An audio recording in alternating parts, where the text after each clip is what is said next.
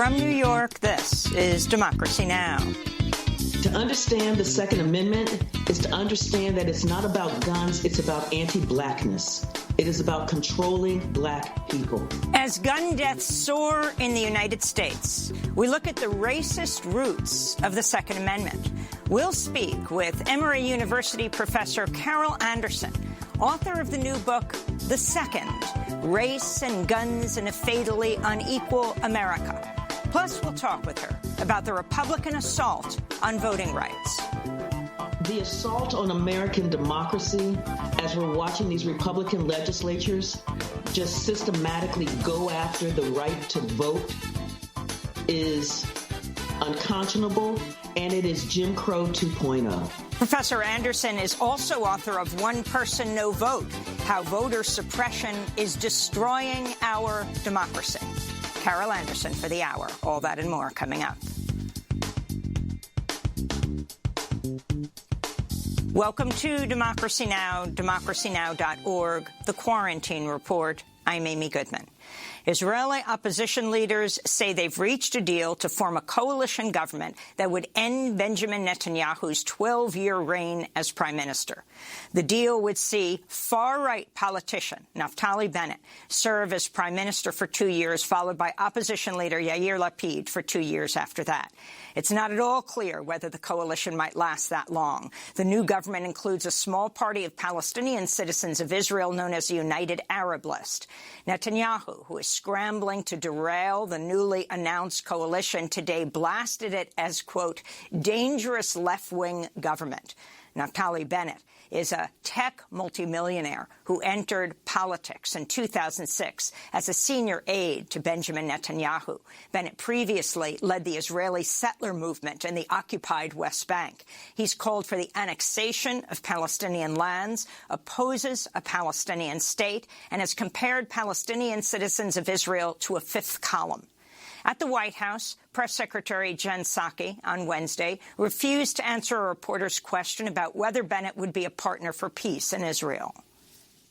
Does Biden have a view on Naftali Bennett's past statements about annexing the West Bank and negating a two-state solution? How will Biden approach clear differences there on an issue? And does he still think he has a partner for peace in an Israeli government led by Bennett? Well, we're not going to weigh in on an ongoing political process in a foreign country, in Israel or anywhere in the world. The head of the International Committee of the Red Cross toured the Gaza Strip Wednesday, visiting neighborhoods devastated by Israel's 11-day bombardment, including a road where 42 people were killed. This is ICRC Director General Robert Mardini. It's really heartbreaking to see and to hear about the people who paid the ultimate cost of this escalation, women, children, civilians who were living safely in their apartments and were caught in this rubble that we see behind us. Israel's assault on Gaza killed 256 Palestinians, including at least 66 children, while rockets fired from Gaza killed 12 civilians in Israel, including 2 children. The heads of the International Monetary Fund, World Bank, World Trade Organization, and World Health Organization are promoting a $50 billion plan to increase vaccine access and end the pandemic faster. The agency's leaders note low-income nations have received less than 1% of the vaccines administered so far, writing, quote, some affluent countries are already discussing the rollout of booster shots to their populations, while the vast majority of people in developing countries, even frontline health workers, have still not received their first shot, unquote. Meanwhile, a new report by the International Labor Organization finds the coronavirus pandemic has pushed over 100 million workers into poverty, wiping out 144 million jobs in 2020. President Joe Biden's announced new incentives aimed at getting 70% of U.S. adults vaccinated against COVID by the 4th of July. Biden said his administration would partner with Black-owned barbershops and beauty salons around the U.S. to promote vaccine education and to provide shots where possible. Biden also offered promotional giveaways to people who get shots, including sports tickets, free childcare, and beer. Anheuser-Busch announced that beer is on them on July the 4th. That's right. Get a shot and have a beer. Free beer for everyone 21 years or over to celebrate the independence from the virus. Meanwhile, West Virginia has expanded a giveaway of vaccination prizes to include weekly lottery drawings, four-year scholarships, and rifles and handguns. COVID-19 cases continue to fall across the United States, with the average number of daily infections dropping below 20,000. Hospitalizations are at their lowest point in over a year, with doctors reporting nearly all new COVID patients are unvaccinated people. A Florida man who took part in the insurrection at the U.S. Capitol pleaded guilty Wednesday to one felony count. Paul Hodgkins, who carried a Trump flag as he breached the Senate on January 6, is just the second person to plead guilty and likely faces a maximum sentence of 21 months in prison, as well as thousands of dollars in fines. Meanwhile, former President Trump has reportedly been telling people he expects to be reinstated as president by August. Earlier this week, Trump discontinued his blog after just 29 days due to low readership. Calls are growing to abolish the filibuster in order to pass federal protections for voting rights as Republicans push voter suppression bills around the country. On Wednesday, President Biden called again for passage of the For the People Act and the John Lewis Voting Rights Act. California Congressmember Barbara Lee tweeted in response, quote, "It's either uphold the filibuster or uphold our democracy." But Democratic Senators Joe Manchin of West Virginia and Kristen Sinema of Arizona have staunchly opposed doing away with the filibuster, which would allow Democrats to pass legislation with a simple majority. Senator Sinema was pressed on the issue yesterday as she peered with Texas Republican Senator John Cornyn. Well, as folks in Arizona know, I've long been a supporter of the filibuster because it is a tool that protects the democracy of our nation, rather than allowing our country to ricochet wildly every 2 to 4 years back and forth between policies. International pressure is mounting for Ethiopia to declare a ceasefire and allow for delivery of aid to the northern Tigray region, where millions of people are now facing famine. The UN says over 90% of people in the area need emergency food aid after months of conflict and displacement. There have also been many reports of sexual violence and indiscriminate killings since the fighting erupted in November of last year. Earlier this week, reports were published of a May 8th attack in which Eritrean soldiers killed 19 civilians, mostly children and women, in a Tigray village. One of Sri Lanka's biggest environmental disasters on record is set to get even worse after a stricken cargo ship carrying tons of chemicals began sinking in the Indian Ocean. Officials are now bracing for an oil spill from about 350 metric tons of oil loaded in the sinking ship's fuel tanks. This week, Sri Lanka temporarily banned fishing along a 50-mile stretch of coastline, devastating Sri Lanka's fishing industry. The ship has dealt a death blow to our lives. We can't go to the sea, which means we can't make a living. Iran's largest naval vessel caught fire and sank in the Gulf of Oman Wednesday. State media reported 33 injuries among the 400 sailors who had to evacuate the ship. Hours later, a massive fire broke out at a state-owned petrochemical refinery near Iran's capital, Tehran. It's not clear what caused the fires, which raised speculation they were the latest in a string of sabotage attacks by Israel.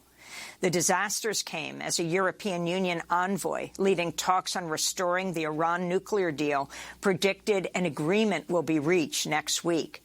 The first Iran nuclear deal was signed in 2015, but fell apart in 2018 after former President Trump withdrew the U.S. from the agreement, which has been opposed by Israel. In Nicaragua, police arrested opposition leader Cristiana Chamorro and filed money laundering charges against her in what critics say is an attempt to block a challenge to President Daniel Ortega in November elections. Cristiana Chamorro is the daughter of former President Violeta Barrios de Chamorro, who herself defeated Ortega to become president in 1990. In 2018, anti-government protests erupted in Nicaragua, demanding Daniel Ortega step down and release political prisoners. Rights groups say police and pro-government militias killed hundreds during the uprising. Ortega has also come under fire for refusing to take public health measures to protect Nicaraguans from the pandemic. The Guardian reports the British royal family had a policy banning the hiring of people of color or foreigners in roles other than domestic servant until at least the late 1960s. Buckingham Palace was also able to negotiate an exemption from British laws that prevent discrimination. The revelations come as the royal family is still grappling with the fallout from an explosive March interview with Meghan Markle and Prince Harry, in which Meghan Markle revealed a member of the royal family expressed concern about her then-unborn baby's skin color. In the interview, Markle shared with Oprah Winfrey her mental health struggles during her time as a royal. Back in the United States, Texas Republican Governor Greg Abbott is attempting to revoke licenses for state child care facilities that shelter unaccompanied asylum-seeking minors. If successful, children and teenagers would be forced to stay in immigration jails run by Customs and Border Protection and unlicensed temporary facilities, which are overcrowded and are not equipped to care for them. The Department of Health and Human Services, which oversees the state shelters, says they do not intend to close any centers as a result of Governor Abbott's order. Former Housing and Urban Development Secretary and San Antonio Mayor Julian Castro tweeted, quote, "This is a cruel political tantrum at the expense of children." California Governor Gavin Newsom has granted 14 pardons, 13 commutations, and 8 medical reprieves. Among those pardoned are 2 formerly incarcerated firefighters who faced deportation. Kauseli and Bunchan Keola were both born in Laos, but brought to the United States as small children. Keola was incarcerated for over 2 decades after he was prosecuted as an adult for a crime he committed when he was 16 years old. He suffered a near-fatal injury battling California's record-shattering wildfires last year. Saley was transferred to a U.S. immigration jail last year to await deportation after completing a 22-year sentence for a robbery he committed as a teenager. Both men have rejoined their families over the weekend. And in Dallas, Texas, a high school class Victorian tossed out her pre-approved commencement speech at her graduation Sunday and instead delivered a passionate denouncement of Texas's assault on reproductive rights. Lake Highlands High School graduate Paxton Smith was responding to a bill signed last month by Republican Governor Greg Abbott banning all abortions about 6 weeks into a pregnancy. I have dreams and hopes and ambitions. Every girl graduating today does. And we have spent our entire lives working towards our future. And without our input and without our consent, our control over that future has been stripped away from us. I am terrified that if my contraceptives fail, I am terrified that if I am raped, then my hopes and aspirations and dreams and efforts for my future will no longer matter. I hope that you can feel how gut-wrenching that is. I hope you can feel how dehumanizing it is to have the autonomy over your own body taken away from you. Lake Highlands High School valedictorian Paxton Smith giving a speech after she threw out her original written speech in Texas. And those are some of the headlines. This is Democracy Now!, democracynow.org, The Quarantine Report. When we come back, we speak to Emory University professor Carol Anderson about her new book, The Second, Race and Guns in a Fatally Unequal America. Stay with us. Don't shoot. Guns down.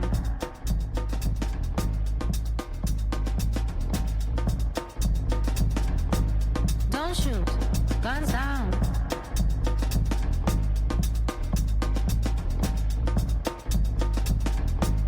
Don't shoot. Guns down.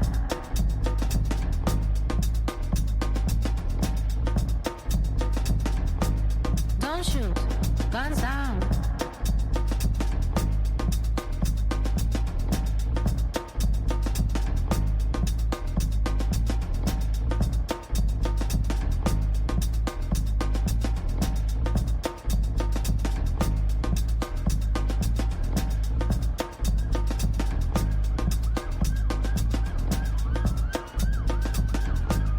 Don't shoot. Guns down. Racist, policeman.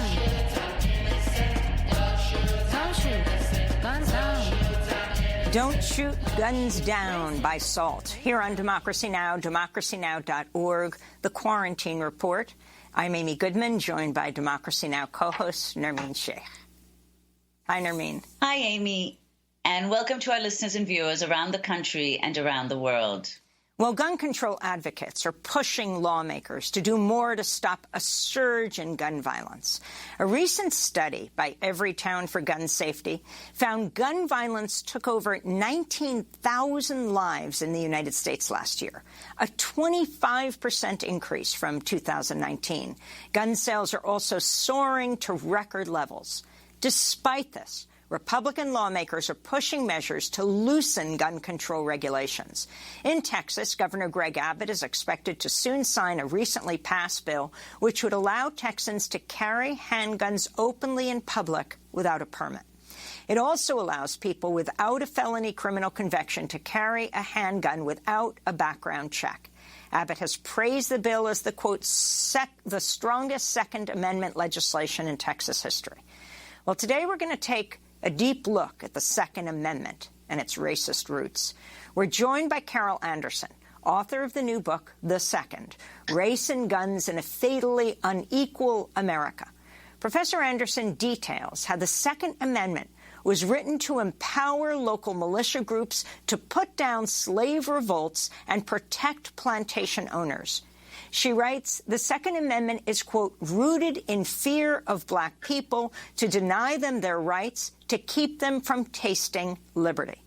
Carol Anderson joins us from Atlanta, where she's professor at Emory University. She's also the author of One Person, No Vote, How Voter Suppression is Destroying Our Democracy, and White Rage, the Unspoken Truth of Our Racial Divide. Professor Anderson, it's great to have you back on Democracy Now! Congratulations on the publication of your book. And one warning, no sound bites. So this book is really an epic work. It is a retelling, a reframing of an amendment that we have rarely heard talked about in this way. Can you go back in time to the founding fathers, as they say, and talk about where the Second Amendment came from? Teach. Thank you. This emerged out of the fear of black people from slavery, that there was this massive fear about these slave revolts, black people demanding their freedom, being willing to have an uprising to gain their freedom. And what that meant then was that you had this language of, we've got to keep this ferocious monster in chains. And you saw with each revolt, with each uprising, a series of statutes being put in place to say that African American, that the enslaved, that black people could not own weapons, that they could not have access to weapons. And you also saw the rise and the structure of slave patrols and militias that were there and designed to contain that black population. As the nation began to develop, as you had this war of independence, there was this fear of arming black people, the fear that even free blacks who were armed would provide a kind of sense of what freedom looked like to the enslaved. But the exigencies of war required that arming, required having black folks in the Continental Army.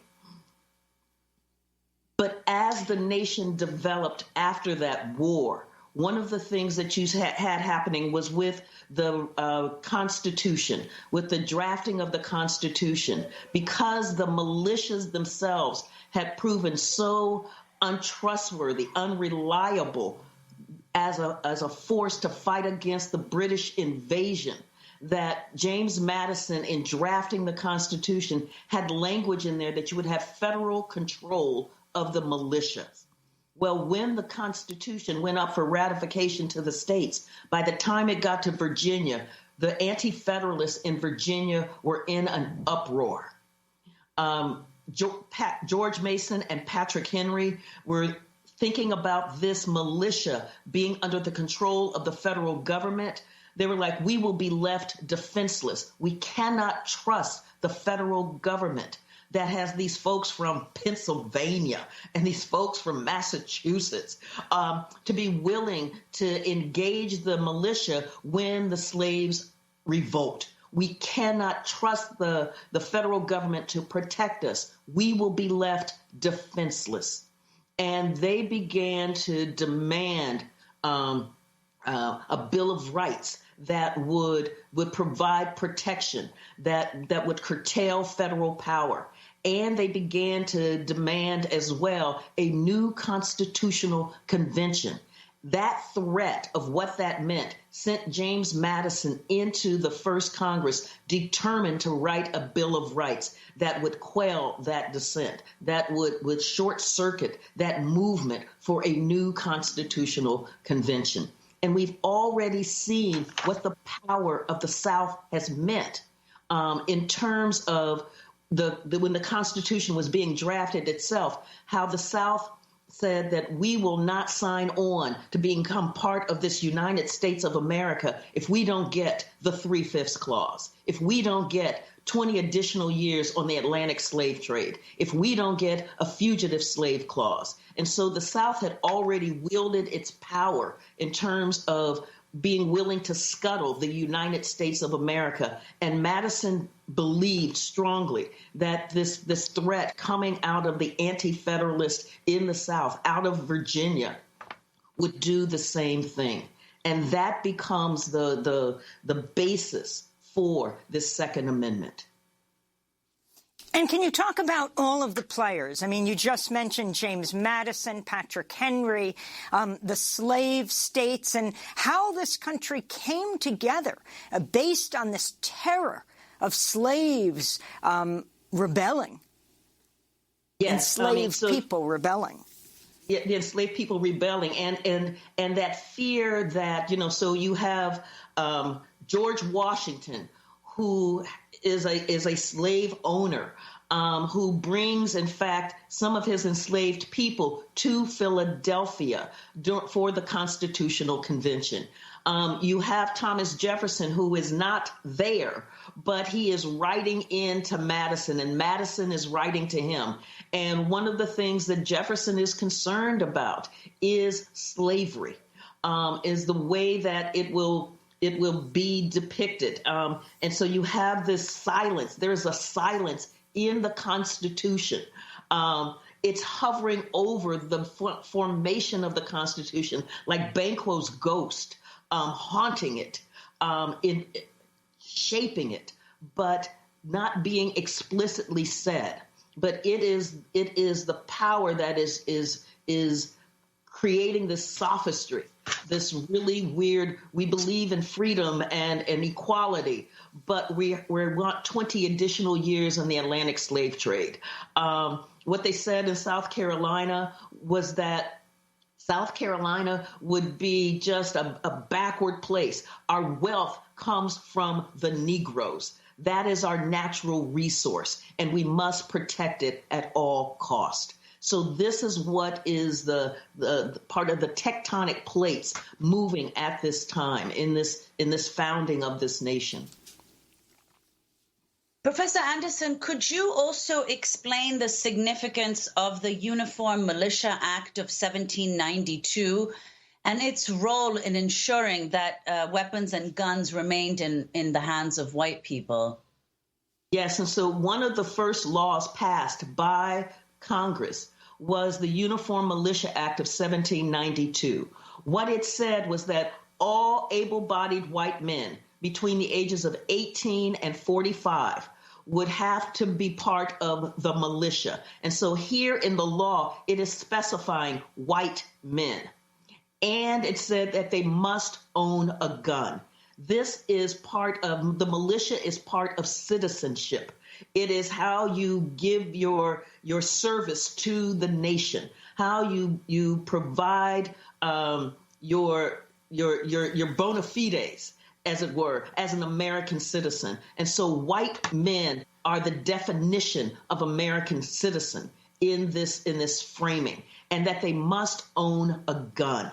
And so what you see here is that the militia is given this high status in terms of what it means to be able to control an unruly population, whether it's seen as a dangerous population.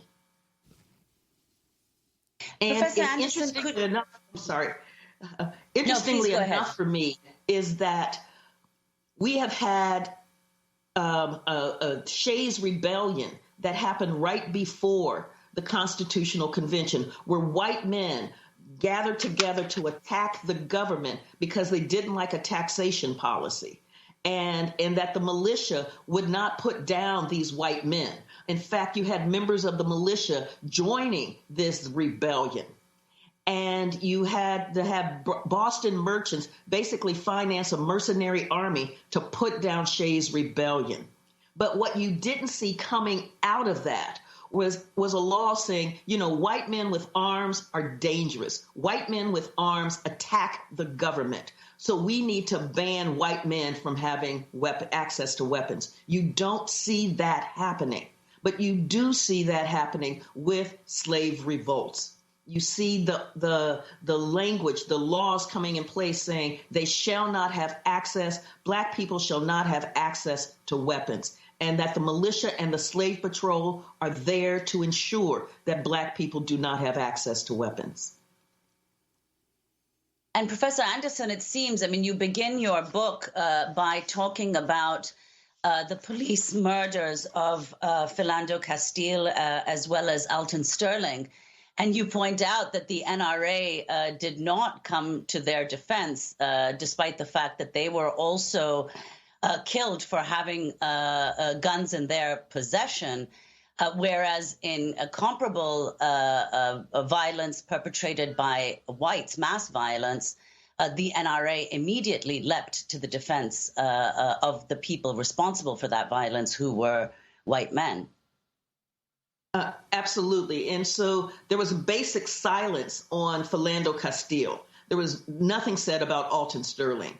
And what was said about Philando Castile from the NRA was, and this was only after being pushed by their African-American members, was that we believe that everyone, regardless of race, sexual orientation, should have access to guns, to arms.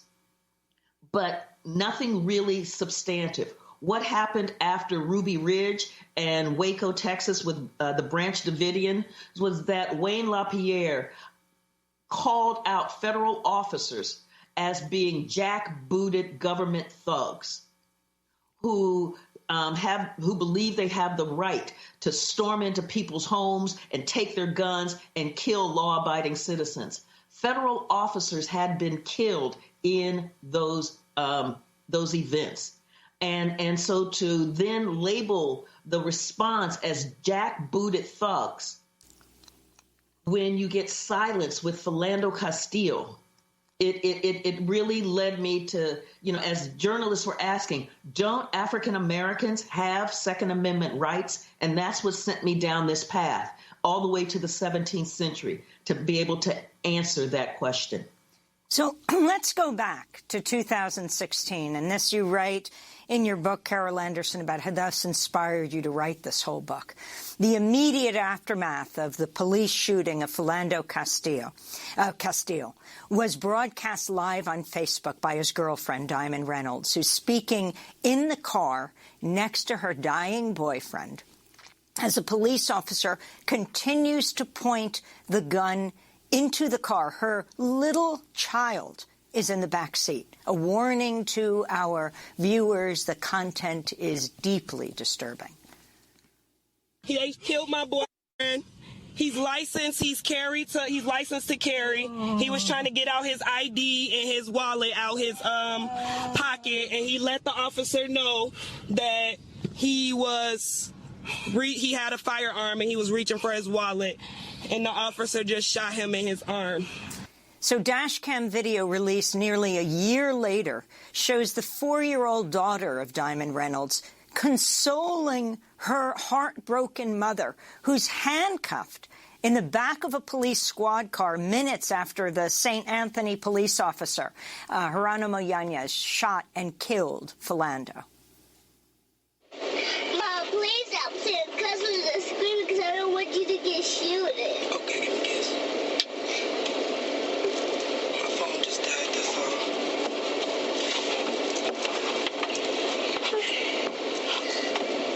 I could keep her safe. It's okay, I got it, okay?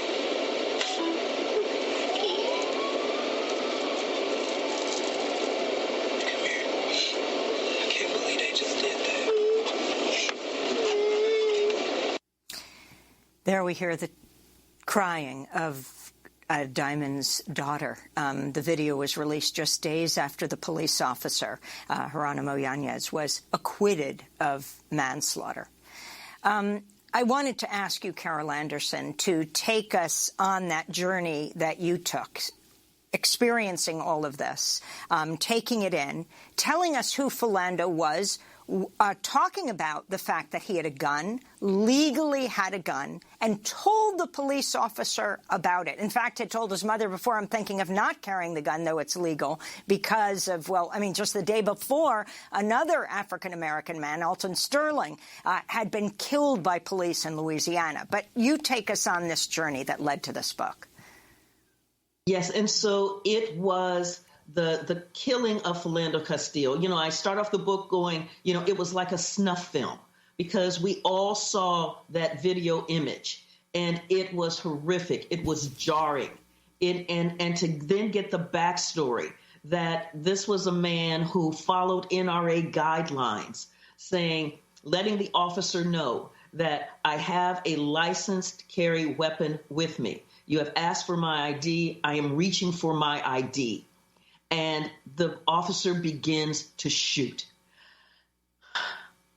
So he is killed because he has a weapon. Not that he is brandishing the weapon, not that he is threatening anyone. He simply has a weapon. And that really led me to begin on this journey as I saw the NRA's virtual silence on this journey to figure out, do African Americans have Second Amendment rights? You know, we're in this moment where the Second Amendment is like hallowed ground. It is sacred. It is one of those things that has been defined as the bedrock of citizenship. And so I started looking. And as I went on this journey, what I saw was that it wasn't about guns. It was about the fear of Black people. It was about the fear of Blackness. It was about the societal labeling of Black people as dangerous, as a threat to whites, and that this architecture comes in place in order to contain this Black population, in order to provide security and safety to the white community from this fear of Black people. And you get this really weird matrix happening where Black people are feared but needed. And so it is how do we contain them? How do we snuff out their quest for freedom? How do we snuff out their quest for their basic human rights while also keeping them as labor without rights? How do we do that? How do we make that subjugation happen? How do we talk about, in this land of the United States of America, how do we talk about freedom, but try to keep it contained from this Black population? We don't want them getting the ether that we're talking about in this revolutionary moment about freedom and democracy and justice. We don't want them hearing the words about equality. How do we do that? And when there was a revolt in Virginia in 1800 with Gabriel, and Gabriel had fed on the language, the revolutionary language from the United States, from the French Revolution, and from the Haitian Revolution. That sent shockwaves throughout the United States. And Virginia was trembling at the expansiveness of Gabriel's revolt. And the response was You know, the wrong people are getting the word about freedom and democracy. The wrong people are hearing this revolutionary language and thinking that it applies to them. So this was the journey that I was on to hear and to get into this milieu of how frightening, how dangerous Black people were seen as, and then to follow it all the way through to the 21st century by looking at, do Black people have the right to bear arms? Do they have the right to a well-regulated militia? Do they have the right to self-defense? And seeing how in each of those it has been used against Black people. And that the legal status of Black folk has not altered that significantly. So whether enslaved, whether free Black, whether denizen, which was that halfway limbo land between enslaved and citizen, whether newly emancipated freed people, whether Jim Crow Black, or whether post-civil rights African American. The right to bear arms, the right to a well-regulated militia, and the right to self-defense are, in fact, fractured. That citizenship is fractured. It is hobbled by this intense anti-Blackness, this fear of Black people, this sense of Black people as a danger to white American society. So, Professor Anderson, could you talk about that? In particular, the role of Black militias, which you talk about in the book, their role in the early 19th century, to what use they were deployed, and then how it is that whites stripped Black militias of their official standing. Yes, and so in Louisiana, when it was still the Louisiana Territory, it was before the U.S. had purchased it, but it was on its way. It was on its way. You had a well-heeled, well-trained Black militia that had been very effective. Well, as the U.S. came in, one of the first cries coming out of white New Orleans was to strip the Black militia, disband the Black militia. Well, the governor, William Claiborne, at the time, at first he's like, yes, asking for more arms because we have all of these free Blacks and we've got these Black folks with arms. And so he's asking for more arms from the federal government. But then he starts noticing how effective this Black militia is. And so he tries to square the circle. White fear and the sense that the Black militia is the only real effective fighting force there, given all of the challenges that are happening in that territory at the time. And so what he comes up with is to remove the Black officer class from this Black militia and put in white officers, thinking that that will be enough for whites in New Orleans who want the Black militia disbanded. But then there is a massive, massive slave revolt coming from Charles Deslandes. And this massive slave revolt that included somewhere between 150 to 500 people headed to New Orleans, headed to what they believed was freedom, just sent terror through what is called the German coast of Louisiana. And so William Claiborne, seeing this massive movement, this massive slave revolt, in fact, begins to enlist the Black militia as part of the forces to take on this slave revolt. And the slave revolt is crushed. The U.S. Army comes in, the U.S. Navy comes in. You have the white militia that is there, but the Black militia is very effective. And so you have a Black militia fighting against Black folk who are enslaved and trying to be free. The reward that the Black militia received for this was a further push to be disbanded, further push to not have access to be able to purchase arms. They put a law in place that folks of color, Black people, could not buy arms. Then came the War of 1812, and Andrew Jackson is the leader, the military leader, and he sees the British coming in this Battle of New Orleans. And he sees this black militia, and he's telling Claiborne, we need them. This is an effective fighting force. And Claiborne's like, yes, they are, but I'm telling you, they're just not feeling it right now because of the way we treat them. And he's like, I will treat them equally. I will treat them with the honor that all soldiers should have, and they will be paid equal to whites. They will receive the same pay. And besides the black militia, I want 2 additional battalions.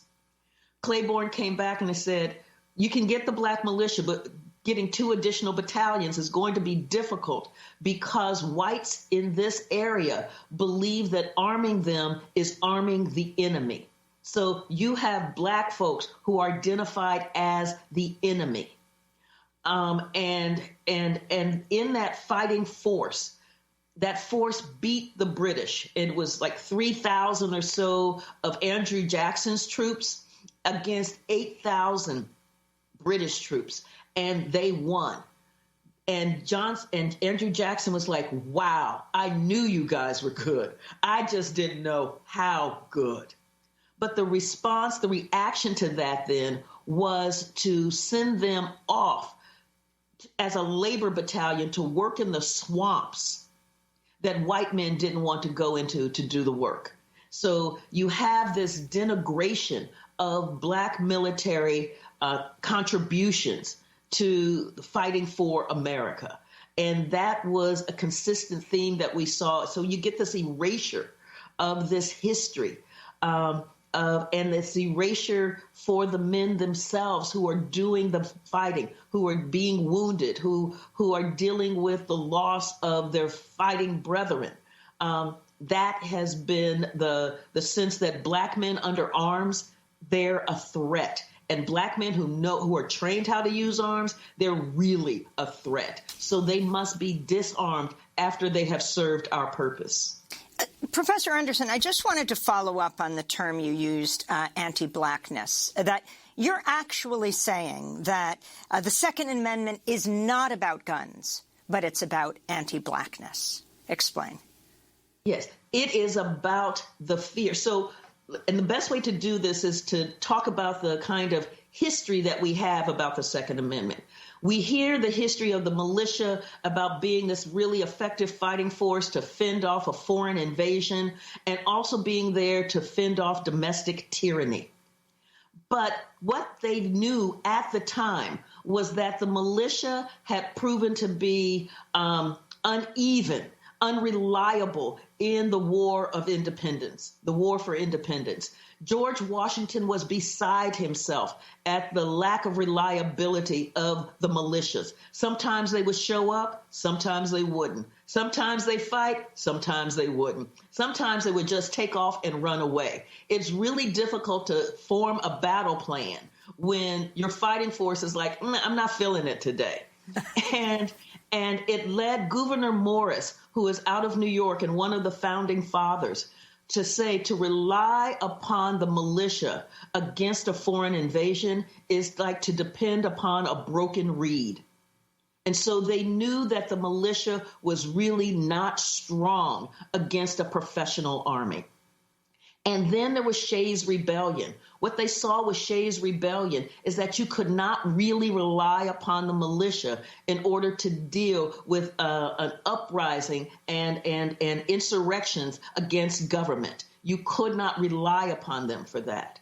Where the militia was consistently good was in slave revolts, in crushing slave revolts. And so this is what led George Mason and Patrick Henry to talk about, we must control our militia. We will be left defenseless against its slave revolts if the federal government controls it.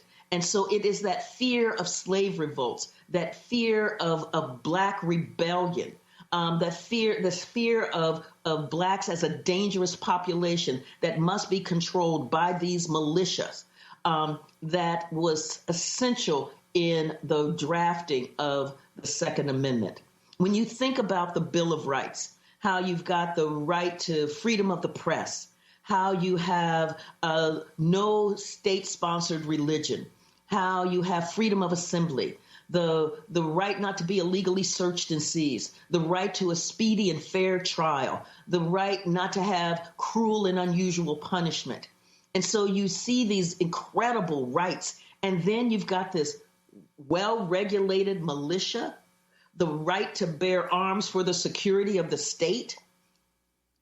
That amendment is an outlier in this Bill of Rights. And that outlier is because it was the payoff to the South to have a force under state control that could contain Black aspirations, Black freedom quests, that could contain what is seen as a dangerous Black population. Carol Anderson, we have to break, but then we're going to come back to this conversation. Carol Anderson is professor at Emory University in Atlanta, Georgia. Her book is just out this week, The Second, Race and Guns in a Fatally Unequal America. Stay with us.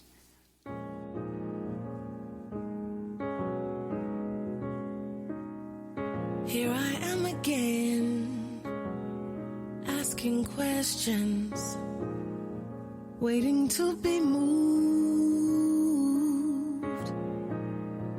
I am so unsure of my perception.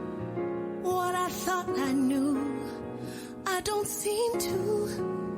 Where is the turn so I can get back to what I believe in, back to the old me? And God, please hear my call.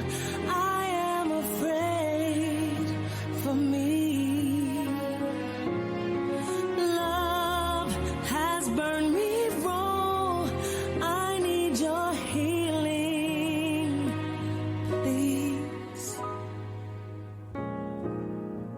Please, please. Hear My Call by Jill Scott. This is Democracy Now!, democracynow.org. The Quarantine Report. I'm Amy Goodman with Nermeen Sheikh. Our guest for the hour, Carol Anderson, professor at Emory University, author of the new book, The Second, Race and Guns in a Fatally Unequal America. And we also want to get back to her previous book, One Person, No Vote, How Voter Suppression is Destroying Our Democracy. Also wrote the book, White Rage. But Nermeen, why don't you start with your question? So, Professor Anderson, another issue that you raise in the book as absolutely critical has to do with the denial of the rights of citizenship to Blacks. So if you could explain the crucial Supreme Court decision here, Dred Scott versus Sanford in 1857, and how even after the 14th Amendment was passed, Dred Scott continued to take precedence. Yes, and so the Dred Scott decision was designed to try to stop the explosion that was happening, the secessionist crisis that was happening in the United States, because there had been a series of events, the Missouri Compromise, the war for Texas, the Kansas and Bleeding Kansas. All of these things were about the expansion of slavery and the fight to contract slavery.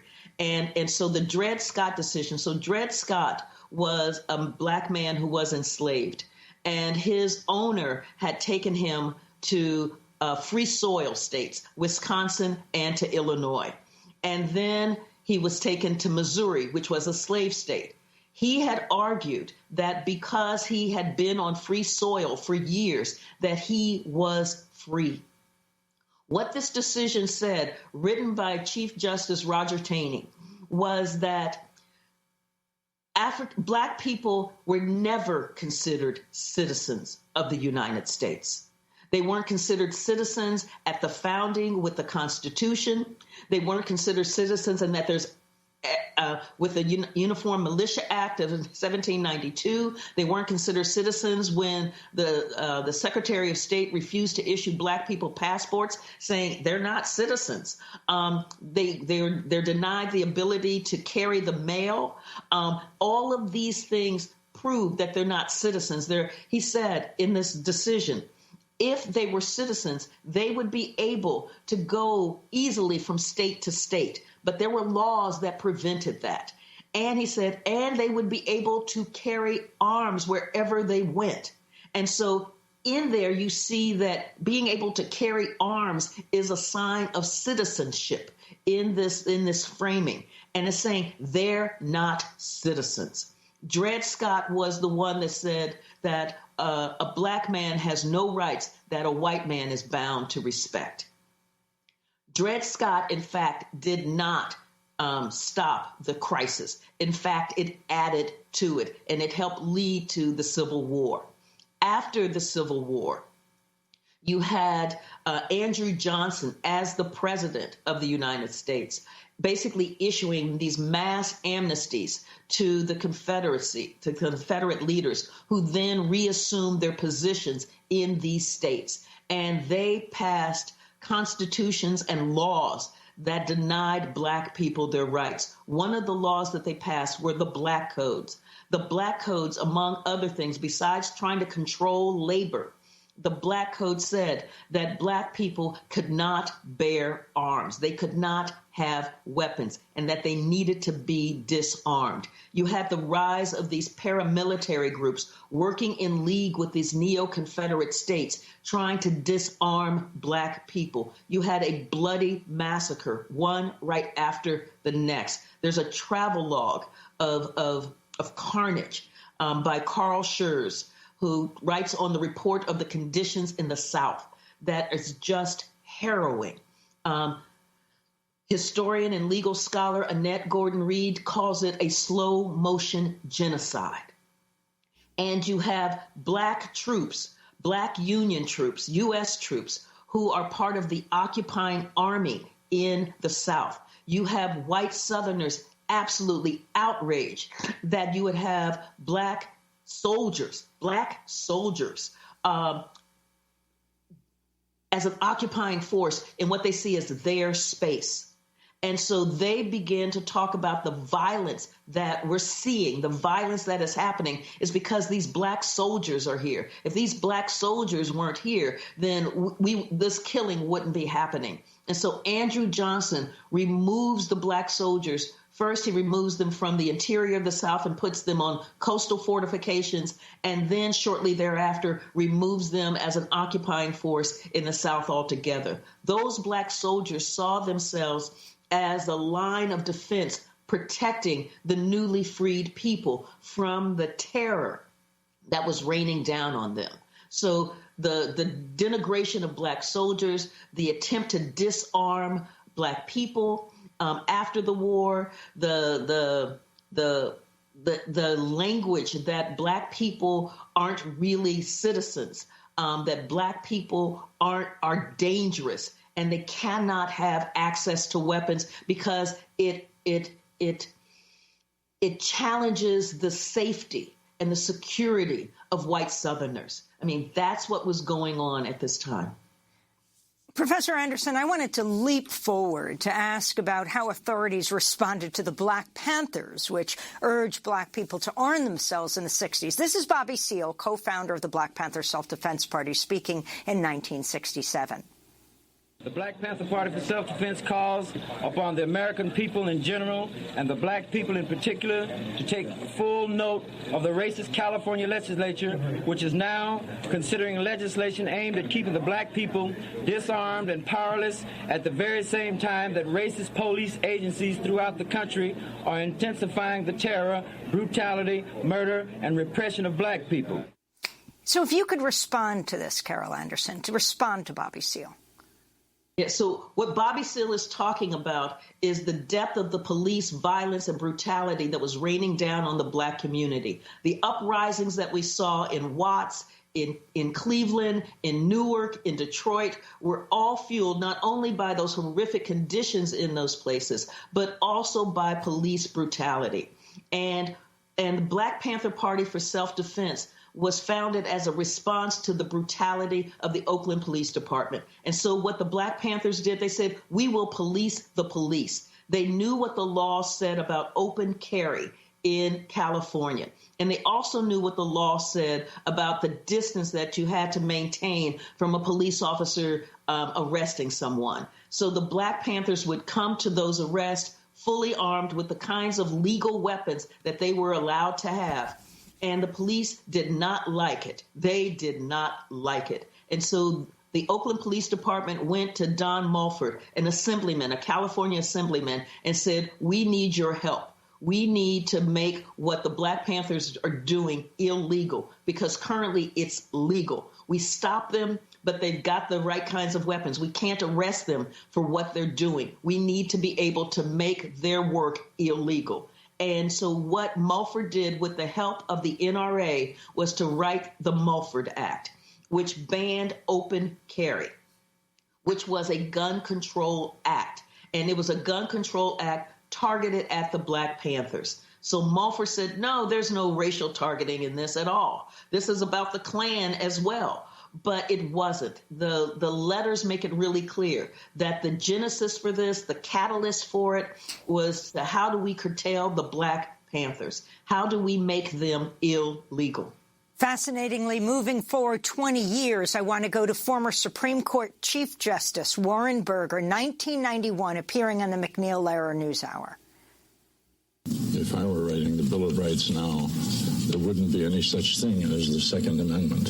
Which says? That a well-regulated militia being necessary for the defense of the state, the people's rights to bear arms. This has been the subject of one of the greatest pieces of fraud, I repeat the word fraud, on the American public by special interest groups that I have ever seen in my lifetime.